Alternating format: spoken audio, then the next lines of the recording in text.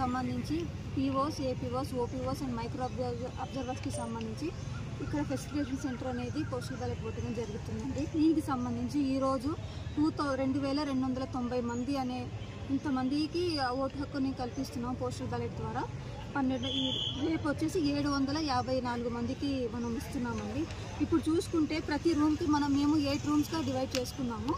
ప్రతి రూమ్కి సంబంధించి 2 గెజిటెడ్ ఆఫీసర్స్ ఫాలోడ్ బై వాళ్ళ సపోర్టింగ్ స్టాఫ్, ఒక మైక్రో అబ్జర్వరు, ఒక పీఓ ప్రిసైడింగ్ ఆఫీసర్, ఇంకొకరు 5 ఓపీఓస్ అనే వాళ్ళు ఉన్నారు.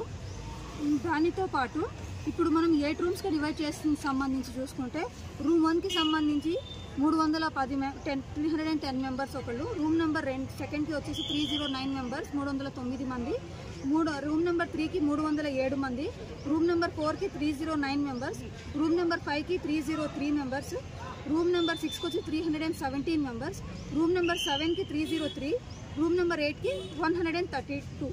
మొత్తం కలిపితే 2290 మంది, దట్ ఈస్ 2290 మెంబర్స్కి మనము ఫెసిలిటేషన్ సెంటర్ ద్వారా పోస్టల్ బ్యాలెట్ హక్కు, ఓటు హక్కు అనేది ఇవ్వడం జరుగుతుంది.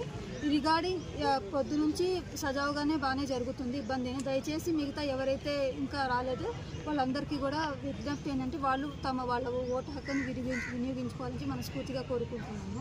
నేను క్లియర్గా నిన్న పొలిటికల్ పార్టీ మీటింగ్లో కూడా చెప్పింది ఏంటంటే ఎవరైనా సరే క్యాండిడేట్ కంపల్సరీ, ఒక కంటెస్టింగ్ క్యాండిడేట్ వచ్చేసి జస్ట్ హీ హ్యాస్ అబ్జర్వ్ చేయాలి. అబ్జర్వ్ చేసి వెళ్ళడం మాత్రం వరకే పర్మిషన్. సపోజ్ కంటెస్టింగ్ క్యాండిడేట్ ఏమైనా బిజీగా ఉన్నా వాళ్ళ ఎలక్షన్ ఏజెంట్ వరకు మాత్రమే ఒక్కళ్ళకే వచ్చేసి జస్ట్ అబ్జర్వ్ చేసి ఎట్లా జరిగింది చూసుకొని వెళ్ళడం మాత్రం వరకే పర్మిషన్. మిగతా దానికి ఇది లేదు. ఉదయం పోలింగ్ కేంద్రాలకి అదే పంపించేశాను నేను, దానికి అలా ఏం లేదు. అక్కడ దాకా వచ్చారు, లేదు ఆ రూల్స్ ప్రకారం లేదని చెప్పి పంపించేశాను.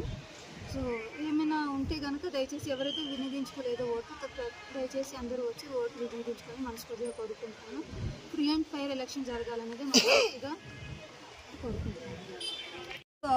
ఫెసిలిటేషన్ సంబంధించి పోస్టల్ బ్యాలెట్ ఓటింగ్ సంబంధించి ప్రతి ఒక్కళ్ళకి కూడా ఆర్డర్స్ అనేది పాస్ ఇవ్వడం జరిగింది. ఫాలోడ్ బై బల్క్ మెసేజెస్ కూడా వాట్సాప్ మెసేజ్, ఫోన్ కాల్స్ ద్వారా అన్నీ కూడా మేము చేశాము.